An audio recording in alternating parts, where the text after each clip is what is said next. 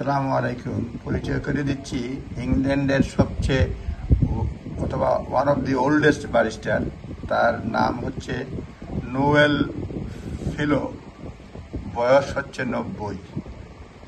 তার চেয়ে বয়স্ক আরেকজন ব্যারিস্টার রয়েছেন যার বয়স হচ্ছে 93, কিন্তু তিনি রেকর্ডে আসেন নাই। তবে বেশি সময় যার বয়স 93 তিনি নিজের পরিচয় দিতে চাচ্ছেন না, তবে বেশি সময় বারে কাটান নাই। এই ভদ্রলোক নোয়েল ফিলো, যার বয়স 90, তিনি 50 বছরেরও সময় ধরে এই বারে আছেন। তার স্টোরি টাইমসে ছাপা হয়েছে, সেটা একটু শেয়ার করব।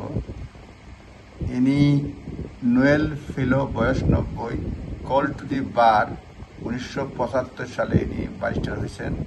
এর আগে 66 সালে উনি হয়েছিলেন সলিসিটার। এবং বাস স্ট্যান্ডার্ড বোর্ড বলছে one other barrister is registered with the practicing certificate, যার who is older 93, বাট তার ডিটেল যেটা একটু আগে বলছিলাম পরিষ্কার ডিটেল তিনি দিতে চান নাই। তবে উনি এই নোয়েল ফিলো লং টাইম যাবৎ বারে রয়েছেন এবং উনি বলছেন যে তার অভিজ্ঞতা বলতে গিয়ে বলেন, আগে একটা ট্রেডিশন ছিল যে কোর্টে গেলে ব্যারিস্টাররা কথাবার্তা বলতো। এখন ডিস্ট্রিক্টের জাজরা যে কমন ল প্র্যাকটিস, যেটা সবসময় রিটেন ওপেনিং চায়।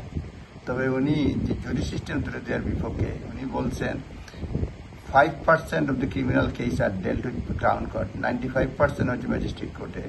এটা ব্যাকলগ বর্তমানে 3,10,000-এর মতো আছে। এবং ফিলো জন্ম নিয়েছেন সারেতে ক্রিসমাস ডেতে 1934 সালে। তার পিতার জন্ম নিয়েছিলেন 1889 সালে এবং পিতা ছিলেন অ্যাকাউন্টেন্ট। এটা হচ্ছে ফিলো অক্সফোর্ডে পড়াশোনা গ্রাজুয়েটেড হয়েছে 1958 সালে। হ্যাঁ, small church of England village school in Somerset beginning is education.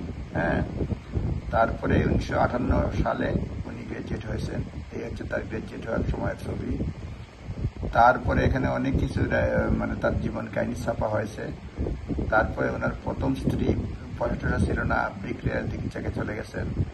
তারপরে বলছেন যে বিন ম্যারিড নিয়ারলি 45 ইয়ার্স। তার সেকেন্ড ওয়াইফ লিজের সঙ্গে আছে। রিটায়ার্ড সলিসিটার এবং ডেপুটি ডিস্ট্রিক্ট জাজ হিসেবে বসেন, এটা বলছেন। এই হচ্ছে তার কাহিনী। অনেকগুলি ইন্টারেস্টিং মনে হলো, তাই আপনাদের সঙ্গে শেয়ার করলাম। আপনারা নিজেরাও দেখতে পারবেন। এই হচ্ছে one of the oldest barrister in England and Wales. আসসালামু আলাইকুম।